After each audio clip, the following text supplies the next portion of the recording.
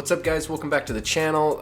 It's been a while. I had a broken foot, so I've been out of the game for a minute, but I am back and I am super stoked today to be able to bring you a review of the Acedeck Nyx Z1. If you haven't yet already, hit subscribe on the channel. It helps me out a little bit, and like the video. So let's get into it. This board is a beast. It is an off-road kind of focused board. The Nyx is a top mount board, and that means that the battery is actually inside of an enclosure on top of the deck. And the reason they do this is to maximize the clearance underneath the board. And we'll talk about that in a minute. But overall, that is the kind of general idea behind this board. It's a gear drive board, and it's supposed to be meant for a little bit more off-roading and stuff like that.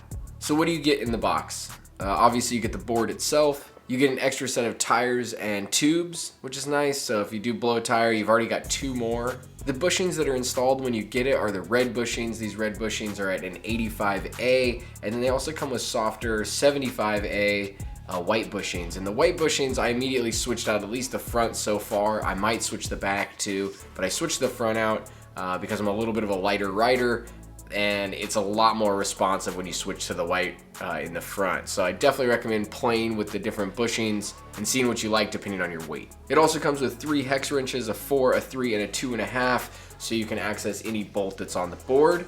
Acedeck does something awesome that I wish every brand would do. They actually give you a whole bag of spare nuts and bolts, and I mean everything. All the different sizes and stuff are in here, so if you strip out a bolt, you've already got an extra one.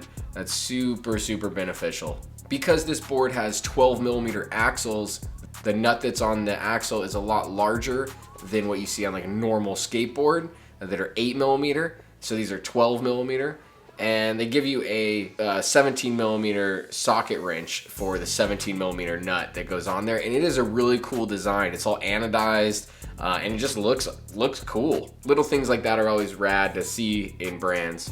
It comes with the same remote that you get on the X1 and on the S1. It's a wheel remote, it's fine, and it charges over USB-C. It also comes with that USB-C cable. You get a 4-amp charger in the box, and one thing that's really cool about this charger is the connection type. It's a barrel plug type connection that goes on, and what's rad about it though is it actually locks into place, and then you release it like you release like an air hose if you've ever used like an air compressor hose. So you pull back on it and it pops it out. I like this design, it's really nice. It also has a little red dot so you know which way to orientate the plug when you're putting it into the board. This is a wide board. Like tire to tire, you're looking at 17.5 inches basically.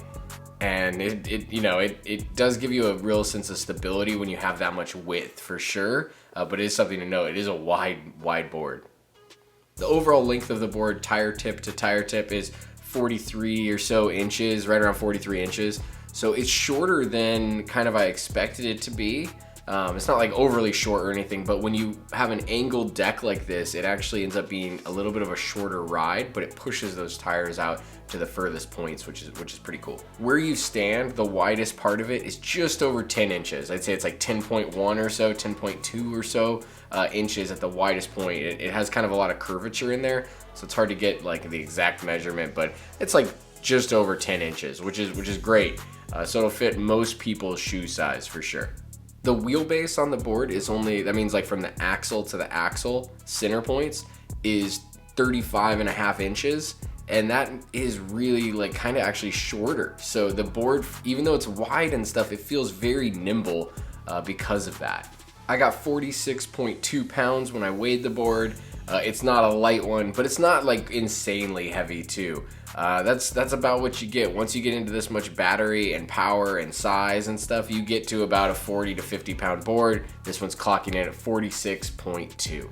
This deck, wow, it's an interesting deck. They've obviously put a lot of time into this. It's 9 layers. It's got 2 layers of bamboo, 3 layers of maple, 2 layers of carbon fiber, and 2 layers of fiberglass. So it's got everything you could put in a deck. When you look at it, you expect it to be pretty springy, and it's really not. It's got a little bit of dampening in it, which is good to dampen out some of the like vibrations of an electric skateboard, but it is stiff enough that when you're at like a higher speed and stuff, it's not bouncing all over the place or anything like that. So the deck feels really good. The curvature of the deck, the camber of it like that, I didn't know if I would like or not. It actually feels great. your feet fit into the kind of these pockets, and then you can use the angles of the deck as something to push against when you're trying to brace for speed or braking. So I feel like it feels great. Grip tape is awesome on it, and I like the design of it. It looks really good. Things like a custom anti-sink plate that has a big Z in it, because it's the Z1, look pretty rad on this. Nothing's like off the shelf. That's what I really like about this board, is everything on here, they're either making it or it doesn't make sense to make it. But pretty much everything on here is a one-off. I don't know. I mean, the hardware maybe isn't, but even to that point, the nuts that are on the wheels are custom. So they went all out on this thing. I think they really tried to look at every angle on the board and try to make something cool. The trucks are CNC'd, they're skeletonized, they're 17.5 inches wide, and they are pretty sweet. So let's talk about the top mount. Does the enclosure in the middle get in the way of your feet? No, it does not. It really doesn't. It's not a big deal at all. You think it might be, but it's in the one area of your board you really rarely ever use. So it's not an issue actually having like the battery in the middle. The ESC is in another CNC'd enclosure at the back of the deck, and at times I could feel this touching my foot. You can adjust your foot position a little bit so that it doesn't hit, or you could actually, if you want, you can use the ESC housing, that CNC'd housing, as a way to kind of like clip your foot under in a way, like brace it just the tiniest bit. It barely goes under, but just a little bit underneath it, and it actually kind of locks you in. So you got some options there. You can either move your foot so it doesn't touch it at all, or you can get your foot under there and give you a little bit more stability. This board is pushing some serious power. It's a 14S 5P P42A. What that means is that it's fast, and it can put out a lot of amps. So they're running 90 battery amps is what I've been told out of the battery, and it feels every bit of that. It is a quick board. It's got 4 different speed modes to it, and when you're in the fastest mode, the Sport Plus mode, it's a quick board, man. You gotta be ready for it. Typically when I was riding in Sport, just because it tones down your acceleration a little bit, and it makes it, a little bit more manageable to ride when you're just kind of cruising around. It won't get away from you as easily. But when you're in Sport Plus, you need to be paying attention. That power is being delivered by two 6890. Those are huge motors, 6890s. Most things are 63. If you're not familiar, 63 is the diameter of the motor, like how thick it is. And then the next number, like the 90 in this case, is how long the can is. And inside that can is all of your magnets. So 6890 motor with 130 kV. And the kV, a lower kV number, is what you want when you're going with a higher voltage. So things like that were thought through. They didn't just grab stuff off a shelf and throw it at it.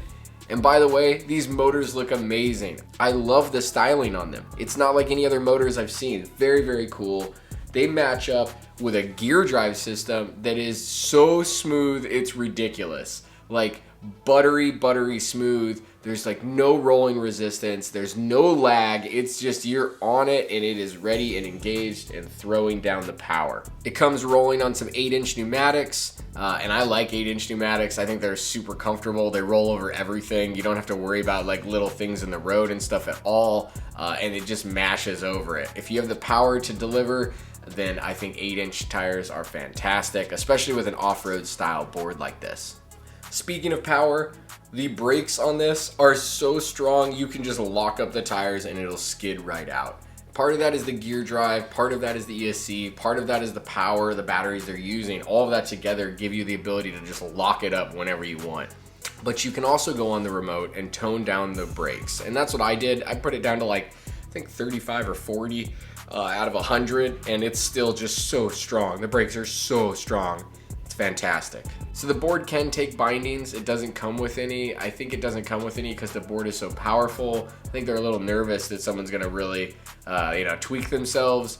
I think bindings are a more advanced accessory for people. So I think it's actually probably smart that it doesn't come with them. So you don't get someone that's never really ridden before, throwing the bindings on, strapping themselves in all tight, and then just like sending it super, super hard. So I think it's probably a good move, and you have the option to add bindings. The holes are there if you ever want to in the future. And if you're doing a lot of heavy off-roading with this board, you're probably gonna want some bindings.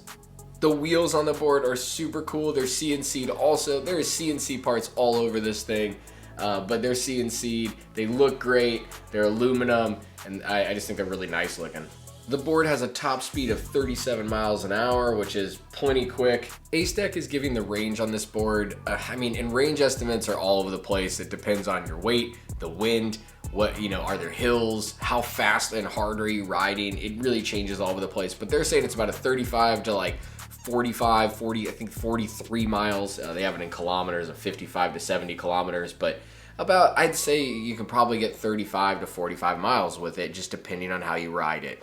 The Nyx Z1 is super fun to ride. It's got all the power you could ever want. It's super smooth. The channel trucks feel fantastic. Everything on it feels premium. It looks cool. People see it and they're just like, wow, that thing looks like a beast. It's like a big machine. It looks very mechanical, you know? And I think that's rad about it. It's not hiding anything. It's not trying to be, I don't know, it's so nice, but at the same time, it's really mean looking. And that's a hard thing to achieve, that mix. Everywhere on it are all these little touches that you find as you're looking it over, and you're just impressed by it all. It's well thought out and it's well built. All right, now it's time to keep it real. I do this with all of my reviews. I will let you know the areas that I think are room for improvement or cons of the board. It comes down to clearance, which you wouldn't think when you look at this board, right? There's all the battery and stuff is up top. You've got everything up there.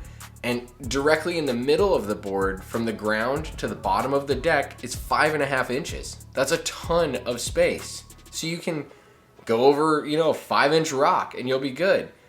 But that's the highest point. Then when you move down to where your feet are, it goes down to about 5.25. Still a ton of space underneath, great. Now the issue comes into play at the gear drives. The housing of the gear drives are only 1 3/4 inches off the ground. So they're really close. Now they don't span the entire distance across it. So if you go over big rocks and stuff and if you can like line it up that the rocks are in the center, you'll be fine. But if the rocks are towards the side, they're gonna hit those gear drives. The good news there though is that the gear drive housings are very robust. They're CNC'd, so I think they're gonna take a lot of hits before you have any like significant like problems or anything, but it's gonna get dinged up and stuff, and they look so nice. That's what's gonna bum me out for sure, is just getting like the nicks and scratches and stuff in the housing, because they are pretty low to the ground. I mean, that's really my only con. This board is really fun. Like I said, it's fun to ride. It's powerful. It gets a lot of looks. It feels premium. Every single piece of this board feels premium. So if that's what you're looking for, like a premium style experience in a board like this, it's gonna deliver. Thank you guys so much for watching. If you guys have any questions or comments, drop them down below. Don't forget to like and subscribe, and I will see you on the next ride.